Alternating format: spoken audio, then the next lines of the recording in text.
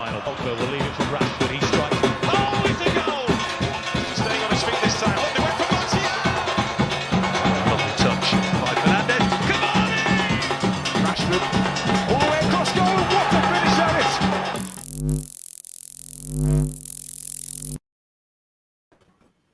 Welcome everybody and welcome to All In All United. Guys, we're back again. We're back here again and we're here to talk about all things Manchester United. And you guys will notice that we have two new faces, two debutants again with us on the inside. We want to thank them for being here. We have Big Phil all the way from Toronto, a Bayesian, mind you, living in Toronto. Now, nothing wrong with that, eh? We just had to, mention the difference in location and nationality, right? And we have Michael as well on the inside. So, guys, we want to give you all the opportunity to, introduce yourself, say something real short, about yourself and your legions and how you started following Man United. So, go through now, Mike. Good night. My name is Michael Charles. Started off United back in 2000. Yeah, 2000. I've been through everything, the glory, the heartache, still going through the heartache, but I see a little light at the end of the tunnel and waiting for glory days to be back. Nice. Go through, Big Phil. Talk to us. I think around, it was probably 98, 99 that I saw that there was a Caribbean presence in the EPL, and that was Dwight York and Andy Cole. So that's what made me started supporting Manchester United around that time. Been through all the discussions and arguments from secondary school to college about who's better at this and who's better at that, who's the biggest club in England, who's better between CR and Lionel Messi. Been through all of that, right? So thank you for having me on tonight, and looking forward to see what the guys bring to the table. Nice. I'm glad having you on the inside, man. Greg, talk to us, man. What's all the good?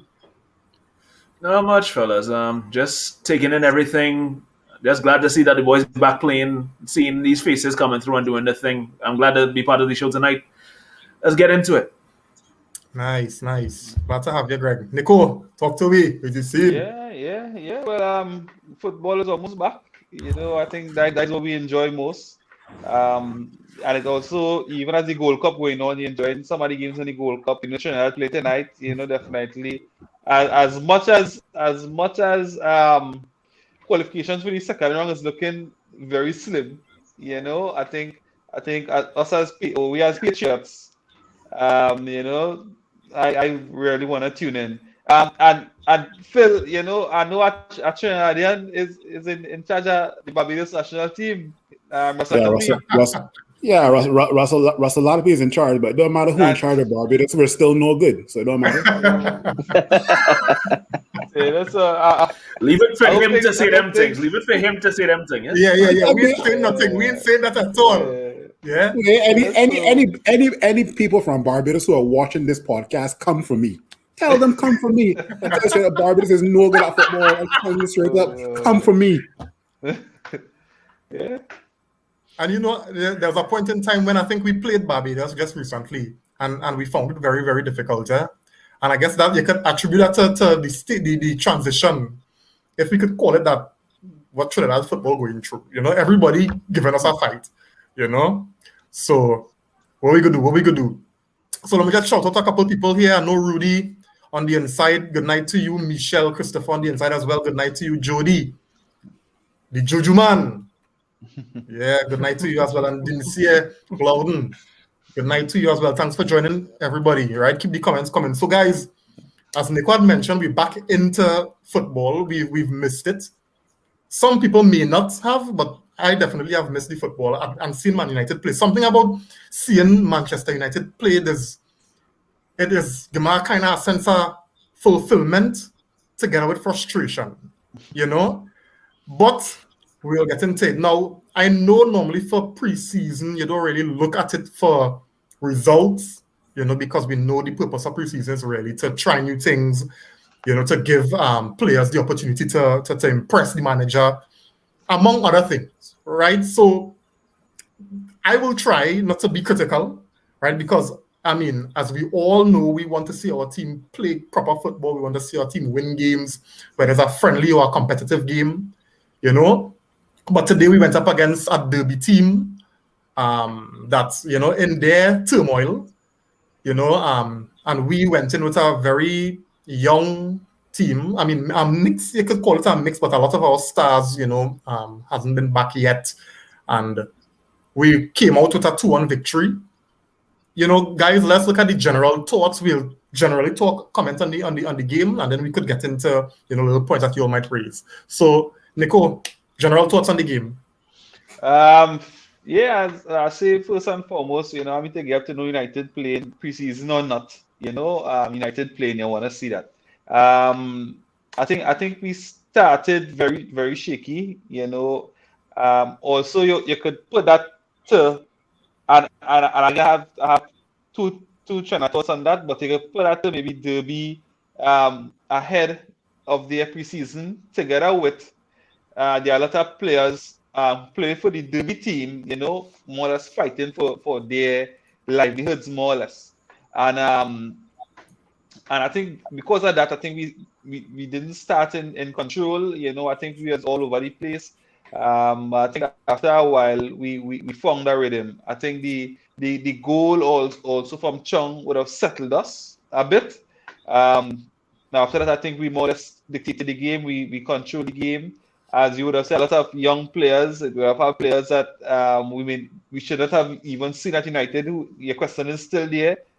Case in point, Pereira. You know, so outside of that, I think was a good workout. Was a good workout for the guys, and we could always get into the individual players as the review continues.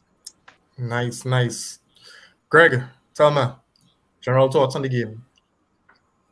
I mean, there isn't really much to say as regards to those situations because, like Nico was saying, you know, it's relatively our first game preseason wise, so a lot of these players haven't really been getting much game time. It's kind of like getting back into the grind of training and playing actual full matches. It was interesting to see the mix that we had, a nice little blend. Also good to see the likes of Tom Heaton getting a game as well too, and also to see Chong and Palestri also playing as well. But we'll get into those deeper details as we go along. But like the same sentiments in Nico's regards, the way we started, it's been the kind of the same old story with Manchester United. Start off kind of shaky, and then all of a sudden, you know, we get into the game, and we start to show a little bit of class. So I'm not too worried about that because, like we said, this is not one of those matches where the result really counted. So Yeah. Big Phil. Yeah, I mean, with regards to us starting off slow, don't forget this is our first preseason in 2 years. You know, we haven't had a preseason since 2018 to 2019, and since then we had to rush the team back into the previous season without any of our players, you know, warming up and stretching their legs. Right. Good to see the youngsters getting to play. One thing I'll congratulate Ole for, not really congratulate, but I mean, like at the end of the game, other than Matic, and Lee Grant, I think all of the other players were from our youth academy or played some part in our youth academy. Right. So I mean, you know, having a 2-1 win versus Derby it's a good result, and it gives the players confidence. If you had asked an Arsenal fan who played Hibernation FC, who when they lost, they would probably be Chelsea, right? So Richmond, this will not be a Man United show if we didn't take a dig at Arsenal earlier. I know, right? We'll talk about that later. Yeah. Go through, Mike. Yeah, from little glimpse I got to see on the game today because I work, and it was good. It was nice to see the youths and them. Good to see Ghana, because to me I find he should deserve a chance to play in the midfield as a CDM. Not should be there, but he deserve a chance.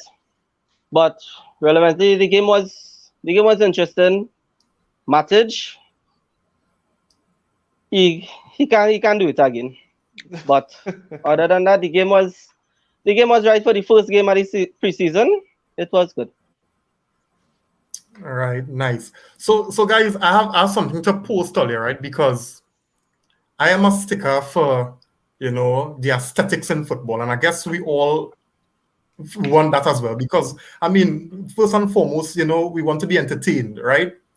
And I have not seen, or are still waiting to see where Man United play a specific or particular brand of football that is attractive or that suits the eye. I'm gonna put it like that, right? We always seem to struggle in terms of pulling together passes in the attacking third.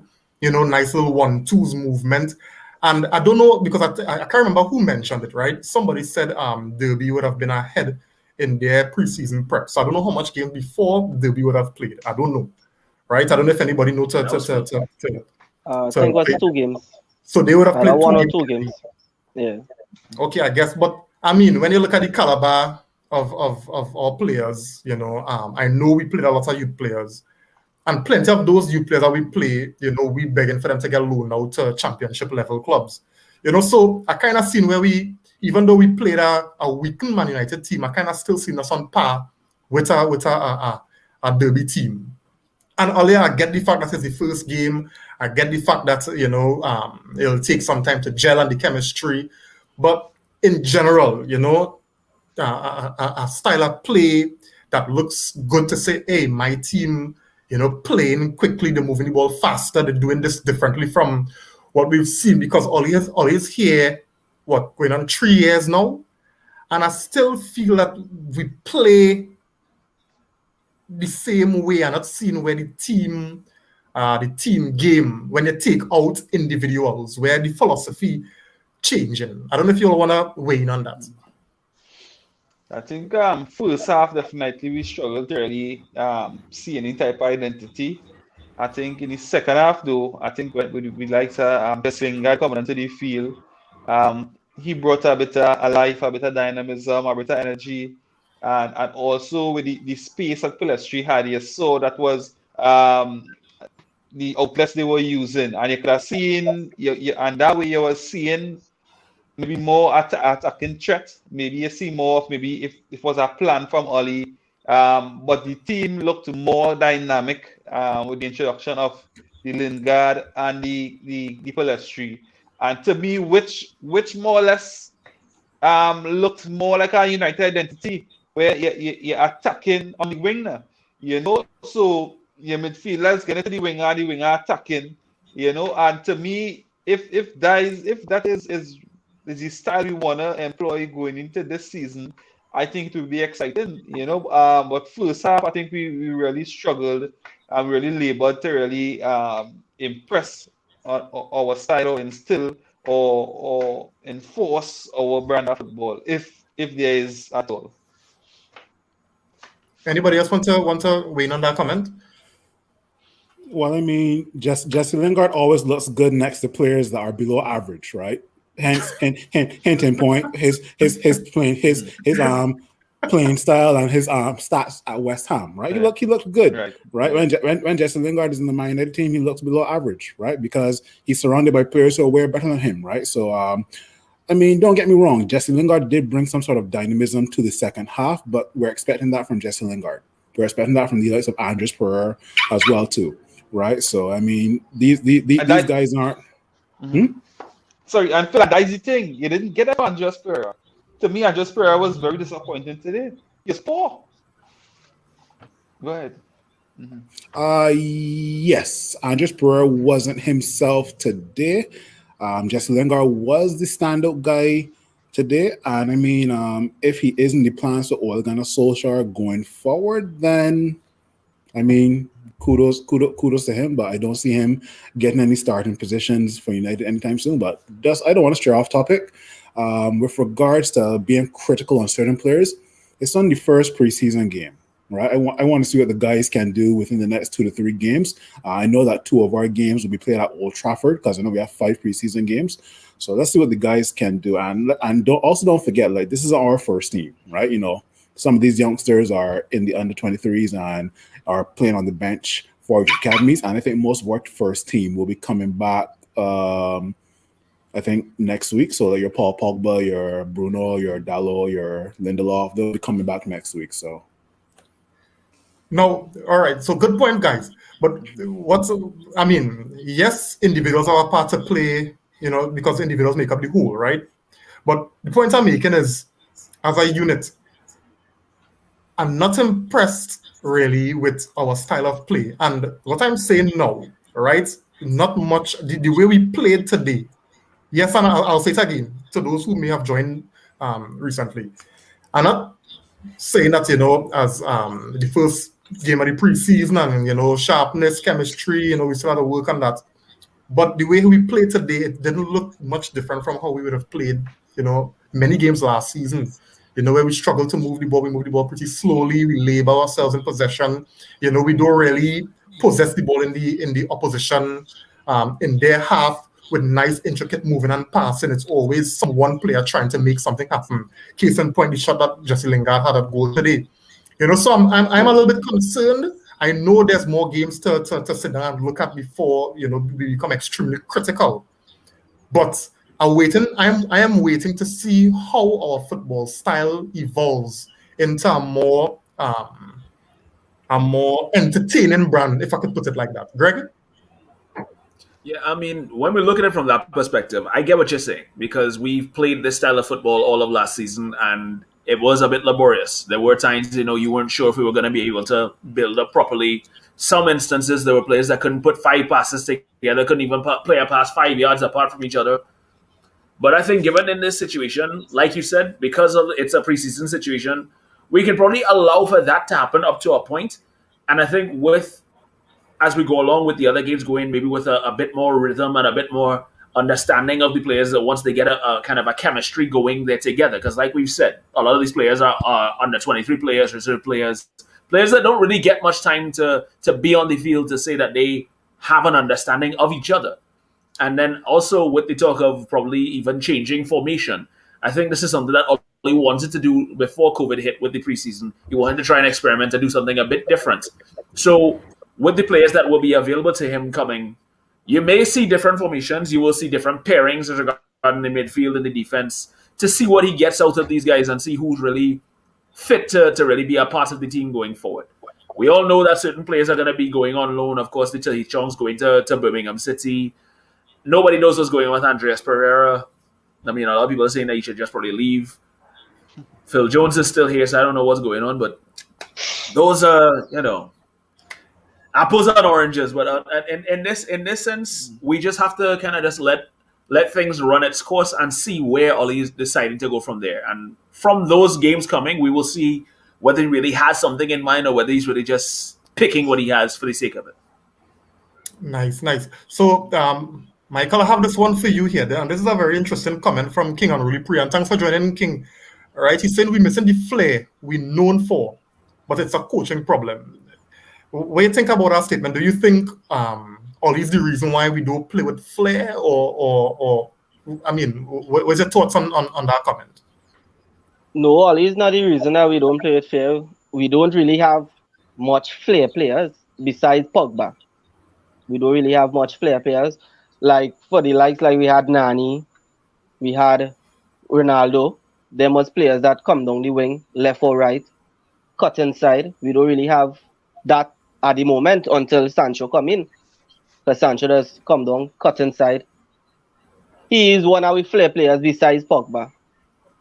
Rashford, Martial on the left, he does do his thing when he's ready. But flair players, we hardly have flair players besides Sancho and Pogba at the moment. All right. Well, I mean, I guess that's a good point, eh? So before we move on, let me just get some comments here because they come in thick and fast. So I just want to make sure we get as much as we could.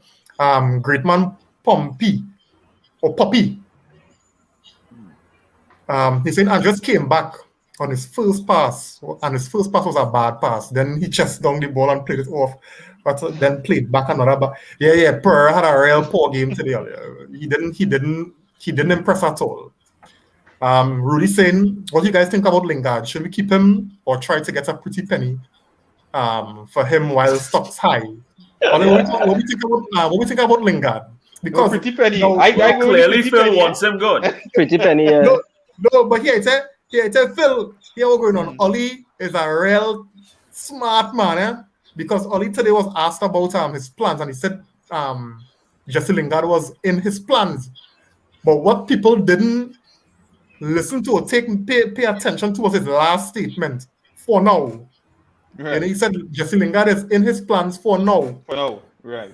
Because it would be foolish for you to say, well, no, we're looking for somebody to sell because that go drop his stocks. Not so? But anyway, what do you think about Jesse Lingard? Keep him, sell? Sell. Yeah, it's about time. No, he look good, yes, but we know that Lingard has show up for the first 2 games of the season, and after that, he wasn't know where Lingard gone. So yeah, sell. And I think it would be better even for Lingard. It would be better even for Lingard's career, because I think if he stays at United, he'll be on the bench a lot. I think he still has a lot to give to the game, in terms of entertainment, in terms of his quality. And I think that we better serve with another team, So I think better he move on. The only way Manchester United are going to keep Lingard is if you keep Jesse Lingard on the transfer list. And that's it. Greg, tell me, what do you think? Lingard stay, Lingard go? I find everybody just real harsh with Jesse Lingard, because at the end of the day, we've seen what he did. We've seen what he's been capable of doing. And it's not like the man doesn't play a part in the way that we're going forward. Because you notice his ability to press players when we get them. Whenever he comes in and has to do a defensive job, he's very industrious. And sometimes you need that bit of that apart from the flair. Greg, all Jesse Lingard does is press. If I want something to press, I could buy an iron from Amazon, right? I don't want no Jesse Lingard to press. The guy does nothing else but press. Press. Is the guy an iron? No, he is not. Sell Jesse Lingard. Everybody has been saying for the last 10 years, Jesse Lingard has this potential. The guy's 28 years old, Gregory. The guy has to go. Go. Do not pass go. Do not collect $200. Go. I'm done with Jesse Lingard. I'm done. I hope whatever woman in your relationship that's telling you a potential for that, yes, and then tell it to go to. That's a look. All I'm saying is this: if he stays, fine. If he goes, fine. I'm not really going to rush the man out the door, because I still think that he does something that brings an element to the team. But like everybody's saying, if it means that we're making way for somebody to bring something different to the team, then I'm all for it. But I like I said, I'm not really against him if he stays or if he goes. If Oli decides to keep him, then cool. Maybe he has plans for him. If not, all the best, Jesse. That's all I can say. Michael? But and the same problem we had last season, squad depth. We could use Jesse for our rotation player, because there's plenty games we have to play this season. But it's time now. Jesse is 28. He has to think about his future, most important. Same goes to Pereira. Everybody, Pereira potential, every preseason is the same thing. He does nothing to me. And then it's about time for Pereira. It's about time he left the club. He had his loan with Lazio. I don't really watch Italian football, so I don't really know how we play. Jesse, in the back end of the season, we all wanted Jesse to come back and do what he was doing at West Ham, but he can't, because West Ham is average players, and we try to be world class. So it's a different caliber of players when he with West Ham and when he with Manchester. One of the things that I was considering, because when you look at the way we play now, you see, for me, right, it all boils down to the way we play. If we continue to play like we play today, then Jesse Lingard will suit staying more than Donny van de Beek. If we change our style of play to more possession football, and we try to, to play the football a little bit more intricate and on a higher IQ level, then the need for Jesse Lingard may not be there.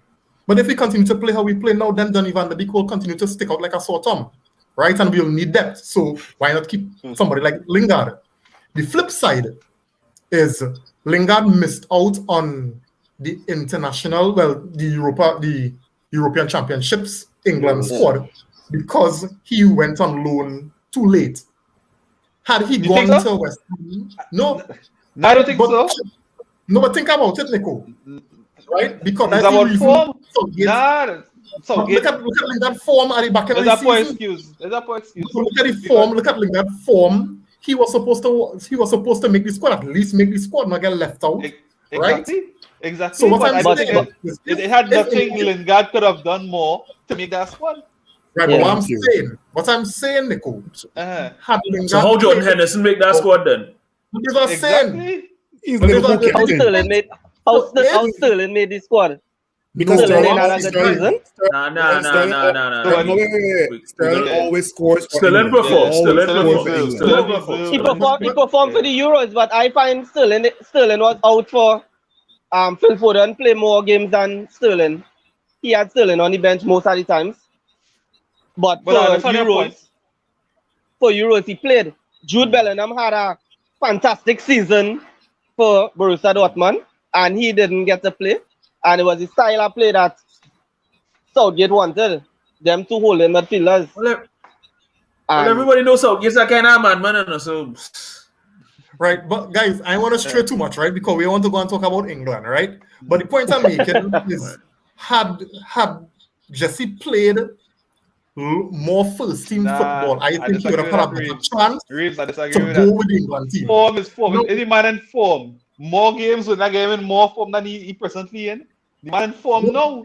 So he has to Right, do with but more what I'm games. saying, In but form what I'm now. saying, yeah, but what I'm saying, Nico, is that was one of the reasons Southgate noted as why he didn't, why Jesse Lingard didn't make the final Poor squad. excuse. Let me No, let me ask you a question, Kareem. Sure. Now, if Jesse Lingard made the England squad, who is staying home? Henderson, Jordan. But Jesse Jordan Lingard and Henderson don't play the same or position. even who again could have stayed home, boy? Well, Yeah. You gotta ask that Man, question pick six because defenders, you know. if you're taking Jesse Well, Lingard to the basic. Euros, who's staying home? But there's it, and Gregory now noted Ben White. How How Ben White make that squad? No, let me honest. How Ben White make that squad? Well, no, but the point is Southgate went because he wanted plenty defenders. That was his decision. But what I'm saying is, if just as Big Phil asked, if Lingard were to make it, who you see, the more you give Southgate to think, is the more he'll have to make a better decision. So he'll think, well, hey, I really can't leave out Jesse Lingard because it's for a whole season. And the more he doesn't, Kareem. The more he doesn't. Right? Clearly. But Kareem, This has to be weighing. This has to be weighing on Jesse's mind. If I stay at Man United, I'm not going to get enough minutes to even make a case for myself getting into the World Cup squad for England. So it doesn't make sense to Jesse stay if you have that kind of ambition. And that's what I was getting at. Right? And so that I mentioned. Sorry. Yeah. So one side is Mhm. do we keep Jesse if we intend to play a particular way that will suit him, and he just have to be Bruno Fernandes' deputy, or if we're going to really change the kind of football we play to include the likes of Donny, then Jesse Lingard, if he have ambitions to make the England squad, whether Southgate choose him or not, then he'll have to move on. And that was the point I was making. And that was the same thing I know. Say Jesse had to think about his own future now. You're 28, you're trying to make the World Cup squad. So you know your time will be limited at Manchester. You're not going to start in front of Bruno Fernandes. First thing first. So it's either FA Cup, Carling Cup, might get a cameo in the Champions League. So you have to think for yourself now and say, well, all right, at this stage of my career, this is where I want to be, on the bench, waiting for opportunity. Because I not seeing Jesse lighten up the first game he come on and make Ole think about, okay, Jesse or Bruno. I'm not seeing that. Jesse Lingard don't bring nothing to Manchester United. The man is not creative. The guy just pace. That's all the guy is. The guy's pace, and he pulls off a good shot every now and then. Other than that, Jesse Lingard don't bring nothing. Nothing. Sell him for 20, 25 mil to West Ham or Trinidad and Tobago, and let me move on, man. I don't care. Damn. But I got comments here, right? Not even Bobby, that's self-weight. Nah, no. Peter's saying here, I disagree. We have a lot of flair players, Reed Padner, Martial, Rashford, Pogba, Bruno, Mason, those names, when they get it right, they are very easy on the eye to watch. Gelling as a unit and implementing the coach's plans is what makes it look like a bit lackluster and unattractive, unfortunately. So And what he's saying is that we have flair players, right? As we're saying, you know, and, I think it's just executing and implementing all these plans is what they're not doing well. So And is it in Peter the same players for the plan? No, but Go ahead, Nico. in the same comment, in the same comment that Peter made, he said when they get it right, you know, and we know that is the part that we have struggled with when they get it right. As players like Sancho and Pogba, most of the time they would get it right, you know, Yeah. compared to the others, you know. So in terms of that, I still on Michael's side in terms of I don't think we have much flair players. We have players with quality, but not much flair players who could consistently produce that. So getting back to the game, guys. So we had as we mentioned, we had a lot of youth players. You know, we had a nice mix of youth and experience, and at least Ollie tried to strike a balance, you know, with every team that he put out for the first half and the second half. And Tai Chong went out. Well, he signed a loan deal with Birmingham City, but he came in today and he scored. Well, I don't know if under the VAR, if that goal will get pulled back. I don't know, but he took his goal, right? What are your thoughts on the goal? Because to me, the goal was against the run of play. It was a press. You know, the defender messed it up there, and he capitalized. And I guess that is just what you could call, forcing errors, and that is a part of the game. But up until that moment, I didn't see Man United scoring. You know, I mean, what were your thoughts on the goal? You know, and hopefully it does him well. Anybody? I mean, it was a decent goal because I mean, you're there. You have to take your opportunities when it comes to you. I mean, we all know Tai Chong's one of his biggest issues has always been his composure at times. He's very talented. He's another one that can be a very good flair player when he's ready to, but it's just the level that you want him to get to when it comes to playing against the bigger teams. Clearly, he's not ready for that just yet. But Derby was a good run out for him, and yes, he was fortunate with the bounce that he got for it. And a lot of people would say, okay, it probably might have hit off his arm or something like that, but he still took it to the best of his ability. So I'm glad for him, and hopefully it's a stepping stone for him to improve while he's on loan in the Championship. Yeah, and I think there's VAR in preseason friendlies. I didn't know that. Because and that's what I'm saying. If it had VAR, I'm not sure that goal might have stood. Because I think it came off his hands and then, but Ollie did say because at halftime, they interviewed Ollie and he was a little bit peeved with how the goal was scored, and he said he found that Chong should have looked for a corner as opposed to trying to chip the keeper, So even though the goal did score, Ollie didn't seem too pleased with the manner, There's a comment here from Peter as well. He's saying, I'm just adding to Reem's statement. We definitely lost the style due to so many managerial changes, and we don't have a particular specific brand except for academy players like Jesse, Rashford, Mason, etc., who were always exposed because the coaching in the youth level hasn't changed much. But I think as a unit now, and the players that we are going after, Ollie wants to bring more attractive playmaking. But I think it is more about adapting and evolving to overcome the various playing styles. Fair comment, man. Fair comment. And Peter is always deep. very, very... Sorry? I said that was deep. Yeah, man. The man write a whole essay that made my whole face disappear. And that's hard to do. I know, right? Great man Poppy asking, he said, I want to ask the panel how important Bruno Fernandes is to Man United. Like, how highly do you all rate him? Go through, Phil. Overhyped. Wow. Overhyped.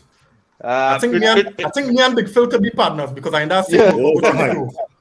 Um, A lot. I love this. I love these sort of discussions when it comes to Bruno Fernandes because I want to see who really goes by the stats and who really just watches highlights versus people who have the eye tests. Right? Bruno Fernandes is the most overhyped player at Manchester United. I'm going to get that in right now. Okay. Right. Bruno Fernandes gives away the ball too much. Nico. Right? Yes. Nico. I get he's. No. I get, Phil, go Yeah, ahead, Phil. Go ahead, Phil. I get he's a very creative player, right? Don't get me wrong, but there's certain times where Bruno Fernandes can keep the football simple and like lay off the pass to certain players around, but he tries way too much, right? That's just my opinion, right? Bruno Fernandes is quality. I honestly want to see a partnership between him and Paul Pogba, similar to like maybe like a Cruz and Modric at Real Madrid or Iniesta and Xavi at Barcelona, right? I want to see something form like that, right? But as of right now, Bruno Fernandes, in my opinion, does not have the same IQ as a Paul Pogba, but he will eventually get to that stage. But right now, Bruno Fernandes is overhyped based on how many goals he's scoring from penalties and this and that, right? That's just my opinion. And before you go right, I just want to make one correction to what Phil said there. I wouldn't say Bruno Fernandes creative. I'll just say he risky. Go through. Right, and that's exactly what I'm going to say, which I agree with Phil because that's really point most of the times. But to me, sometimes you need a player who willing to take the risk, and to me, there isn't much. Let me say Paul Pogba might try something, but outside of Paul Pogba, I think Ole has given Bruno the free rein to be risky, and to me, it has worked at times. Yes, we wish he could have kept the ball. Yes, we wish some of the things he have been trying would come off. Or most of the times it doesn't. But most of the time, and then again, it happens where he would have created something out of nothing because of taking that risk. But I agree if he could become more efficient in his play, because we saw it for Portugal. For Portugal, he was benched for Portugal in the Euros because of the exact thing. He's not being responsible enough with the ball. Yes, I want that. However, I don't want to take away that willingness to want to take a risk for the team. I still want him to have it and not play too much within himself that they take away that edge that maybe because of taking the risk over and over, possibly might perfect it, possibly might come that all right. Instead of, let me say, 50% coming off, it might be more 70-75% coming off. And to me, that's what we want. We don't want to take away the ability to take the risk, but let's be more efficient in the risk taking. And I will add one more thing. I'll just take 10 seconds, right? A lot of opposition players realize if you clip Bruno Fernandes on his ankle, he's going to complain and cry a little. Mm-hmm. Yeah. And a lot of opposition players realize that from last season. And they're not going to stop that coming into next season because as soon as Bruno Fernandes gets clips, he's looking to run to the referee and he's looking to do flare up, and that may throw him off his game, right? And opposition players are not going to stop that. They're going to clip him and then they're going to raise their hands. Oh, sorry, right? And imagine Bruno Fernandes getting clipped for 30 plus games a season, right? And I'll end it there, right? Greg shaking your head again. What's you, Greg? I mean, like Nico was saying, I wouldn't call Bruno Fernandes overhyped, but it itself is that he does bring something, an element to the game where we were lacking creativity before he even got here. So it just goes to show how much of a struggle it was for us to really get games really going in our direction the way we wanted it to. So while there is an element of risk, isn't this saying no risk, no reward? And Bruno at times helps us be able to be rewarded with that risk. We've been finishing in better positions now. We finished third, we've gone to second, we've gone to major finals and tournaments. Bruno's been a part of that. I'm not saying that other players don't have their parts to play. And we talk about keeping it simple. How many times have we begged Paul Pogba to keep it simple with passes? How many times have we begged Marcus Rashford to look for the simple opportunities instead of trying to go in gung-ho and shoot himself? Yeah? How many times have we complained about situations like that? So there's always going to be situations where players will frustrate you. Bruno is given the tag for being overhyped and also being risky because he's willing to do those things and still take those chances, and people will have a spotlight on him. So unfortunately, with that territory comes the criticism. With that territory also comes people watching you and thinking that you're overrated, thinking this, that, and the other. Bruno also created the most chances in that game against Belgium when Portugal got eliminated. For all those who were saying that he got benched for the other two games, when he came on the pitch for that game against Belgium, he created about 6 chances when he came on. That's only one game, though. It still was Michael, impactful. Michael, where's your thoughts on Bruno Fernandes? Well, Bruno is my player. Bruno left the club when he came in. He had us feeling like, yes, this is the Manchester we know. We go in some way. He started play. He take risk. He play attractive football. He score goals when we needed goals. Most important thing, he score goals when we needed goals. Creative wise, number one besides Pogba, and that's it. So we need a player to take risk. We need a player to, if he get clip. That's nothing. But he's not overrated for me. To me, Bruno is not overrated. Big Phil, you would disagree with me, but to me, he's not overrated. All right, That's man, okay. I think everybody entitled to their own opinions, right? We're seeing here, he's saying everyone's overhyped with Bruno's goals and assists. All right, Bruno isn't press resistant. He costs us as much as he gives us. No one sees it that way. But look deep at it, y'all would understand it so much better. All right, he's also saying everyone's like Bruno is this and Bruno is that. If Bruno was so good, how come he's only now at he's only known at 27? Paul Pogba has been known at 16 to 18. Ronaldo, Sancho, Phil. He's agreeing with me or disagreeing with me? He's agreeing with you. Oh, okay. Cool. Yeah, he's saying why is Bruno only known at age 27?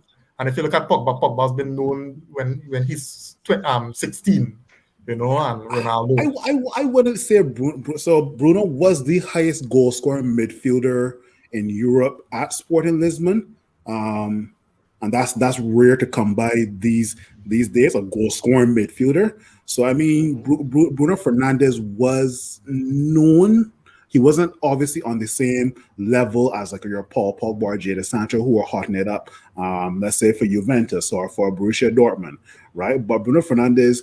He was known he was a household name in Portugal, but he wasn't like a household name in the world, right? Because at the end of the day, I think Spurs were linked with him as well, and I think Barcelona were linked with him as well too. I can't remember, but I know Bruno Fernandes. Now that he is coming into the EPL, his game is going to develop. Him as a player is going to develop, and then Bruno Fernandes not only as a football player but as a brand as well too will develop as well in the EPL. So, well, and as I mentioned, Phil, there's an interesting occurrence, right? Because and it's so easy to get carried away with statistics, but with all the goals that Bruno Fernandes scored in Portugal, do you know that Sporting Lisbon only won the league when he left? Yeah, I know. I pointed that out to a few United fans, and they kind of blocked me. I don't know why. So sometimes we get so focused on statistics and not understanding that probably and please don't quote me on this, but probably the reason why Sporting Lisbon didn't win before was because probably Bruno was taking too much on his own. No, anyway. probably they were over reliant on Bruno. But they just became more team oriented as Bruno wasn't there. Right. So then now this brings us into a different discussion, right? So is it now that problem that Sporting Lisbon had, have we now adopted that issue where we're over reliant on Bruno and Bruno thinks now he has to do everything? The team members now become this they don't take responsibility now because, well, the manager has given all this confidence into Bruno to take the risks. So Bruno is the one getting all the penalties, Bruno taking all the free kicks, Bruno taking all the chances and scoring the odd goals, but then the team not really benefiting because the team not playing as a team to win titles. Exactly, and that has And I come think- with the form of the team. Because let me say, if you have a team and there is this player who in form, then for some reason other players will say, "Here, what that man in form, give him the ball," which is of course is not good. But that is what happened to us. That's what happened to us, especially when Paul Pogba was injured. When Paul Pogba was injured, then all the reliance was on Bruno, and we hoping Rashford do something right at some point. But we were heavily reliant on Bruno. And then when Pogba came in, you saw that, well, where Bruno more or less wasn't over reliant on Bruno, but they had a more of a balance within the team in terms of creativity and goals. But the moment Pogba wasn't there, then it was over reliance on Bruno. Yeah, Greg. It's true. And I mean, you could also bring it closer to home. It's kind of like similar to the way that Aston Villa are very reliant on Jack Grealish to do everything too. So when he's not in the team, I mean, everybody has to change up the way that they play. And everybody Bruno in step itself up. is something. Everybody step up. Yeah. So in itself, you have those elements that you have to kind of take into consideration. Bruno is a talented player. Nobody can take that away from him. Paul Pogba is a very talented player. You take those two key elements out of a team, then the other team players will struggle, or they'll have to adapt without those people involved. And we've seen situations where that arises. Yes, Bruno may not have been a household name like the likes of Paul Pogba, but even some great players who have won major competitions have came into the limelight very late in their careers. I mean, one player I think that comes to, well, if anybody could bear with me, they're going back to 2006. Luca Toni was 29 years old when he broke into the national team for Italy, and he won the World Cup. And he was the number 9 striker. He went to Bayern Munich afterwards. So it just goes to show that certain players, they may not be the big household names from all 15, 16, 17, and not prodigies and whatnot, but they still can make an impact in their greater time. Late bloomers always come about in football. We've seen that in the past. So Yeah, don't get me wrong. I mean, Didier Drogba is another example of a late bloomer, right? Even a youngster like Freddie Adu, who everybody was hearing from the likes of 14 and 15 years old, Alexander Pato, Mario Balotelli, those guys we were hearing from young, and where are they now, right? So I do get what you're saying, Greg.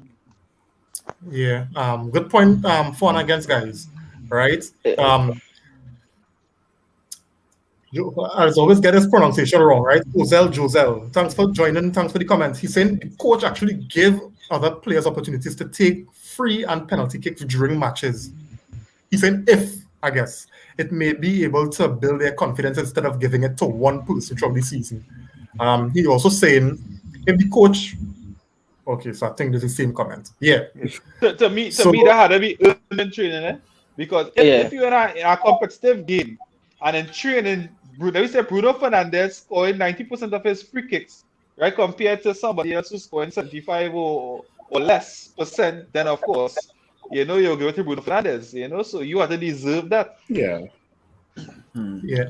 I think we had mentioned it earlier, right? I don't know if it's Greg you had mentioned it, where it's reported because I can't remember. Yeah, the formation.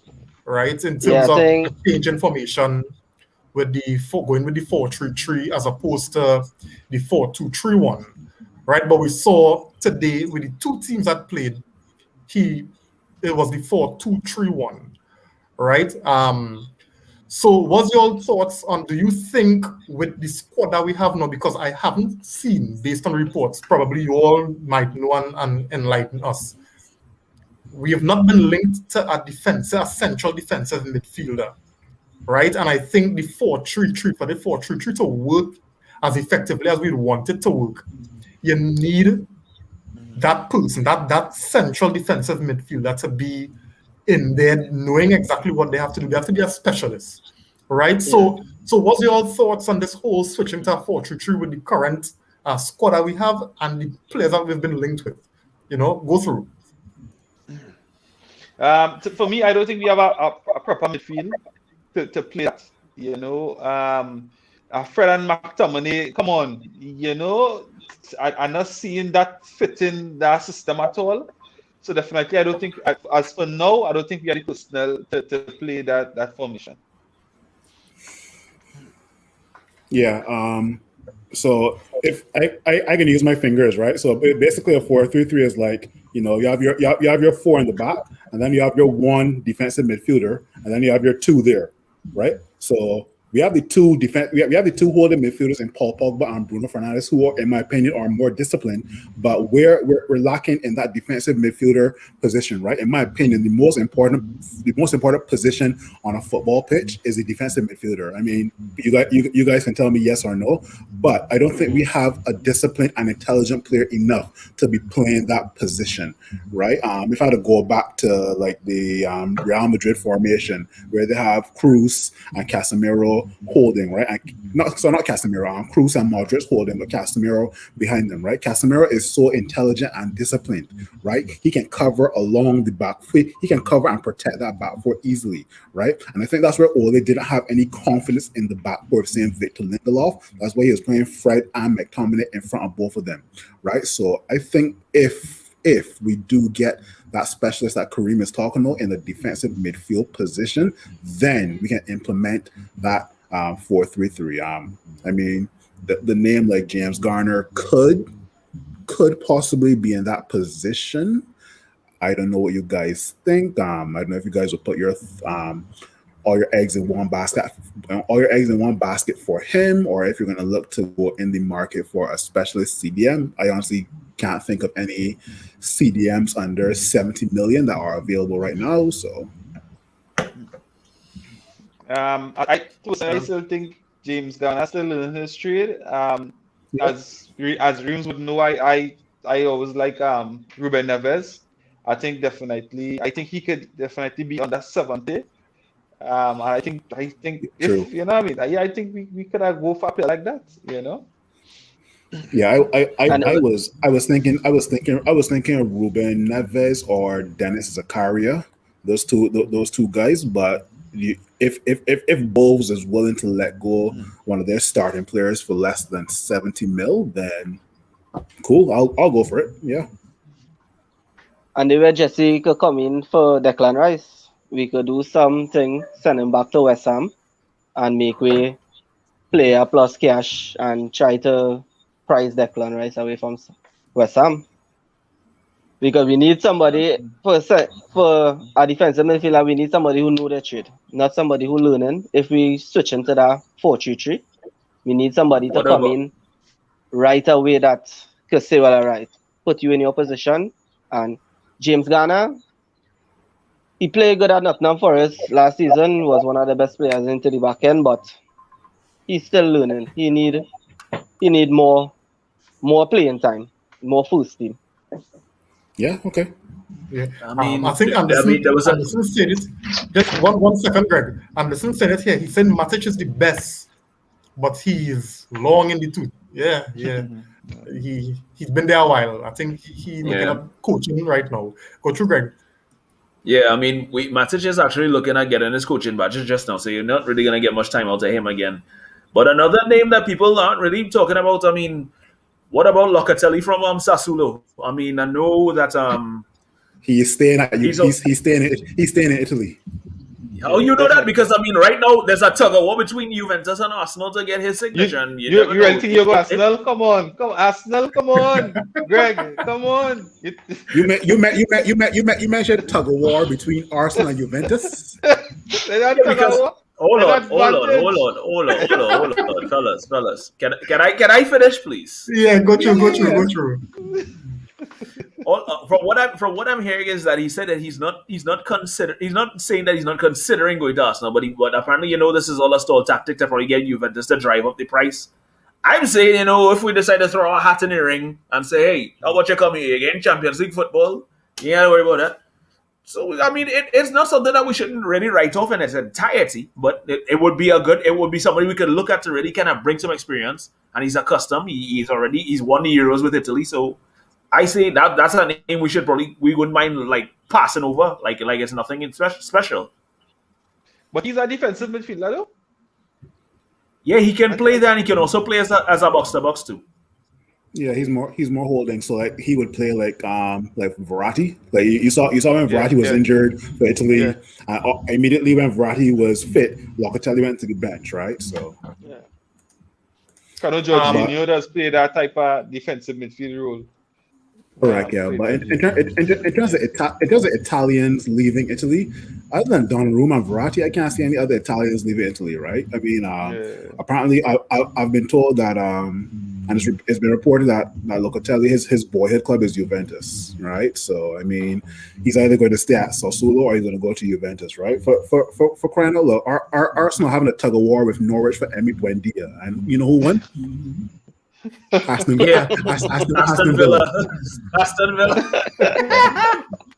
Come on. But I hear some other names coming up here, like great man saying Bissouma.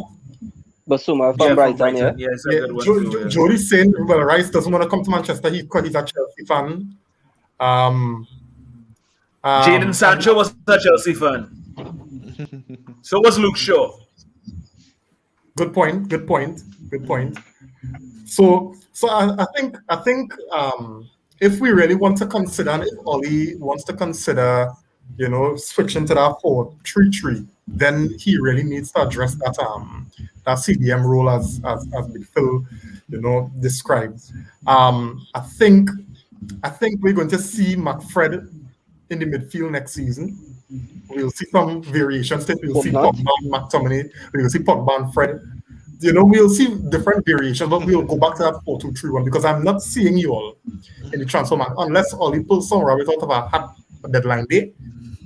I am not seeing where we are going after any of those names that we call because those guys are clearly expensive.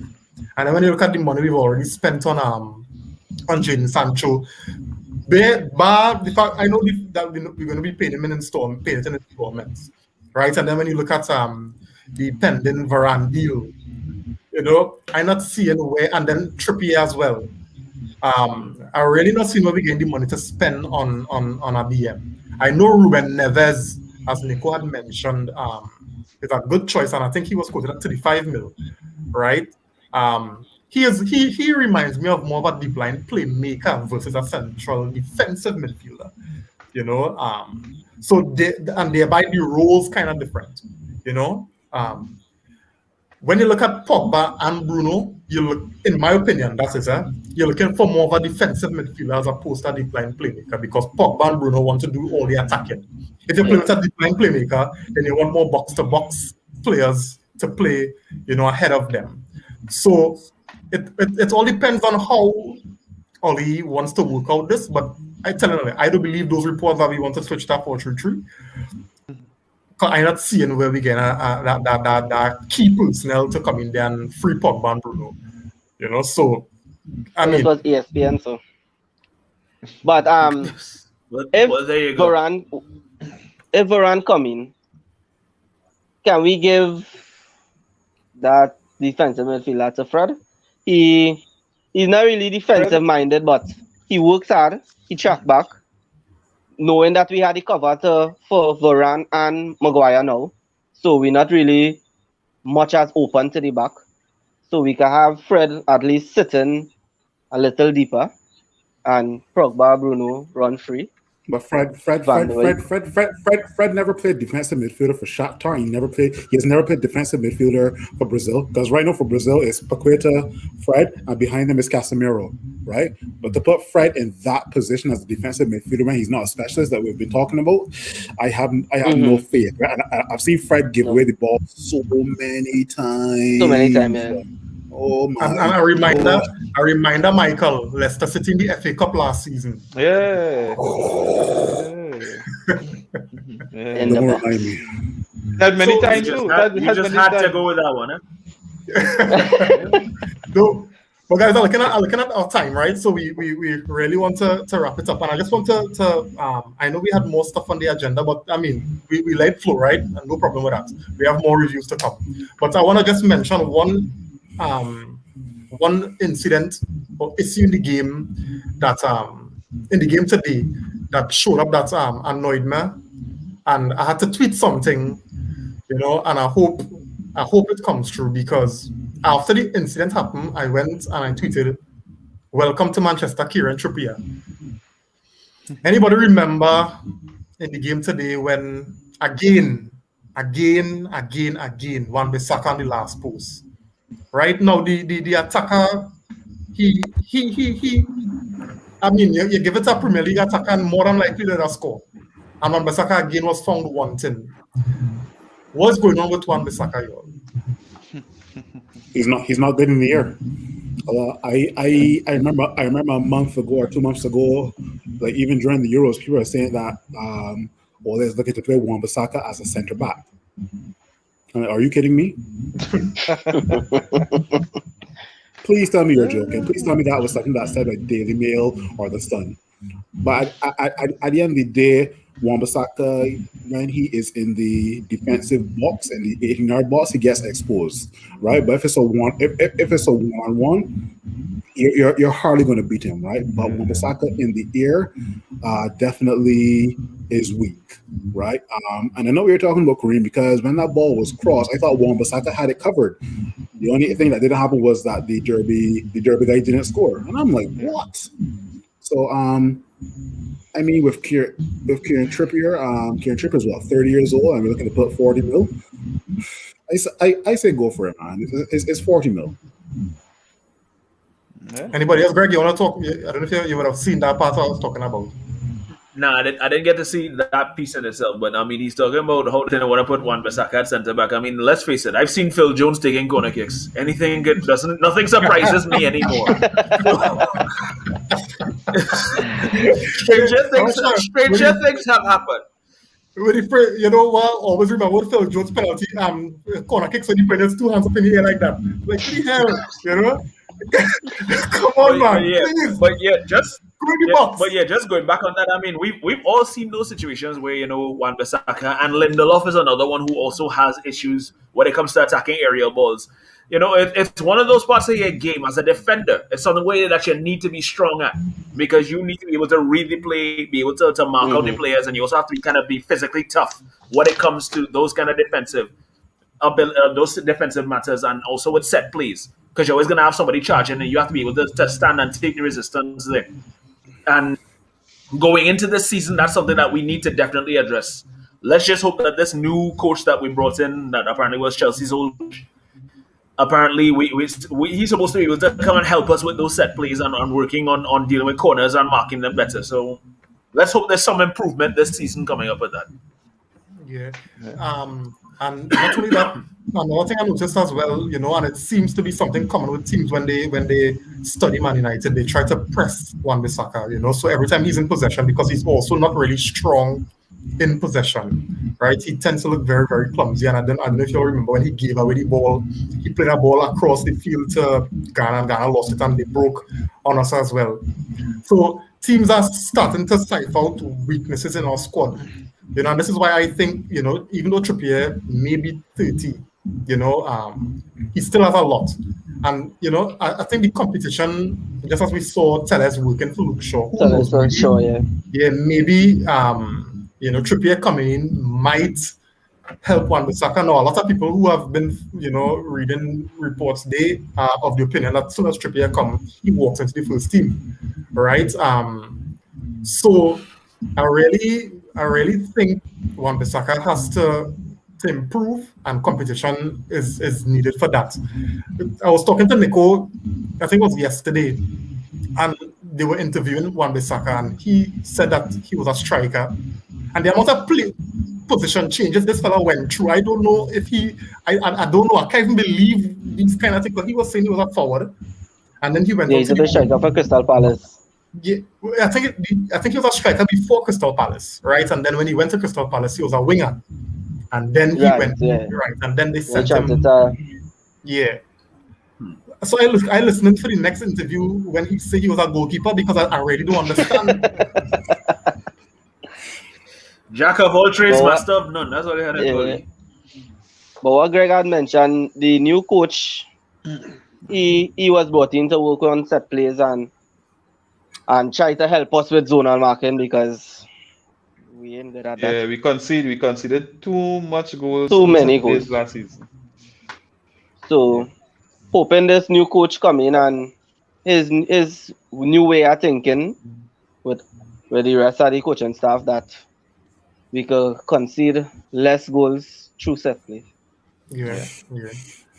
Well, guys, I think we've come to the end of what was a very, very, informative, very, very good review. I think as we all mentioned, we're looking forward to the next game and the next game, and as the games come, we see improvement. That's all we can ask for, right, as fans. And for me, I want to see us play properly. I want to see us entertain. Because I'm heavily invested, and even though we lose, we win, lose, draw, I'm there. But I want to be entertained. So so let's get some closing thoughts from the guys. We start with Big Phil. Hopefully we can wrap up this Varane deal within the next 4 to 5 days. He's a definite centre back that we would want to see at Man United.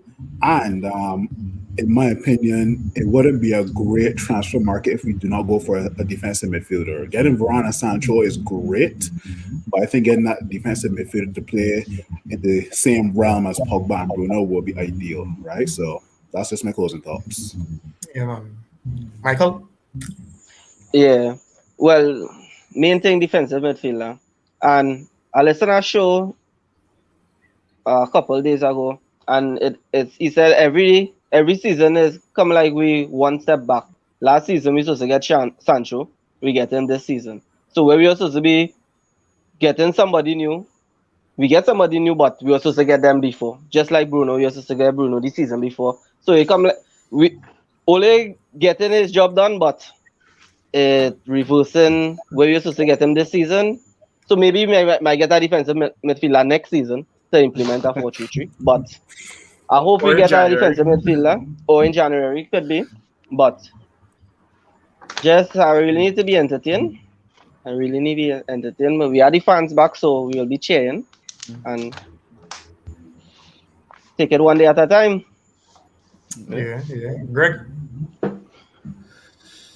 I believe this is a kind of a season where it's going to be very make or break when it comes to results, when it comes to people watching the style of play that we may be implementing, and also, just watching how everybody plays together, just seeing that gel amongst the front three, the middle, the defense, see if we've really made improvements, because for everything that Oli has tried to do and for all that he has done, it would be very, very hard on us to really kind of look back on that and think, okay, we're to see that we're going backwards or we haven't pushed to go to another level, because you're getting certain players that you want.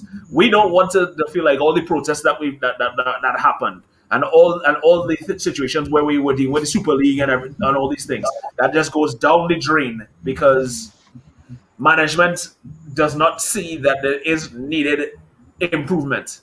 So I'd be hard pressed to find any excuses for Oli this season if certain things aren't accomplished. Nico? Yeah, and the game today, I think Pelestri, I think he did well for himself. Definitely, I would like to see more of him for the other games. I think he took his goal very well. His touch, the composure to around the keeper, to something, I think that was excellent. And I really looking forward to see more of him. I think a lot of the other guys that we saw today need a loan. Players like Hannibal. He's a full international with Tunisia now. So definitely he's that player who will be playing with the reserves, right? So definitely he has to play with either a Premier League team, right? Or even a championship team, or Southern Rings to be in Germany, and a lot of the other guys need a loan. We saw that today. So to me, again, it's about getting the chance over the line, getting a lot of the first team players back, getting the chemistry right amongst the entire team. So when we start the first game, because the first game of the season ain't going to be no easy game, because it's against Leeds, right? I guess you can get the ball rolling from early, in comparison to the last season. Yeah, and I think the preseason, as Big Phil had said before, we didn't have preseason in what, since 2018 or so, you had mentioned. So yeah, that's crazy. So I think this will do us a lot good, in terms of getting time to work and stuff and gel on new ideas. Go ahead, Michael. Yeah, and for the preseason, we have a plus. We remain in the UK. So not to say like we in America or we in Australia, after playing so much games, then to travel back to the UK now and there will be a rest period. It won't be that. So everybody's supposed to be mat fit. Everybody not supposed to be tired.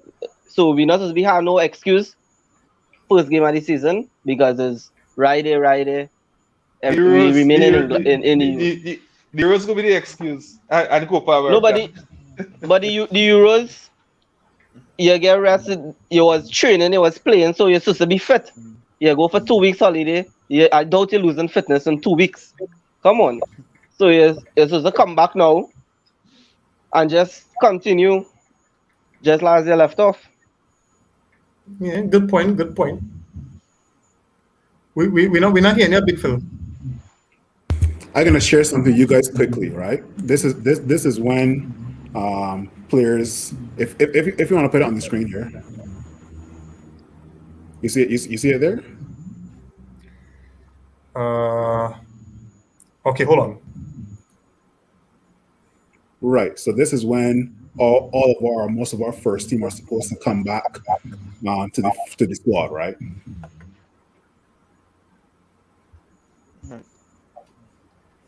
So basically, next week we're supposed to see the likes of maybe Pogba, Fernandez, Dalot, James, McTominay is supposed to be back already, Lindelof as well too, but I don't really care about Lindelof. And then the other players will come back, obviously, right? So. Okay. Well, let's see how it goes. Guys. We Ollie has a task on his hand because I don't think the excuses will follow, and I don't think people will be as patient with him, especially given the Jadon Sancho and the Varane once that works out, So, guys, it was nice again, Big Phil and Michael, having you all on with us. We really did appreciate It's a it. pleasure. Yeah, you all did bring something different, and we always appreciate having new Man United supporters coming in and sharing their opinions. So with that being said, we look forward to the next one, which is next week. So we'll be here again, guys. Don't forget to check us out on YouTube. We're also there, so you can give us a subscribe and like the video and share it out. We're trying to get the content out to as much Man United fans across the region, and if we can reach international, then so be it. So have a good night, everyone, and see you all. Good night. Oh, wait. Okay. Cool. Let's see if I can get this thing going.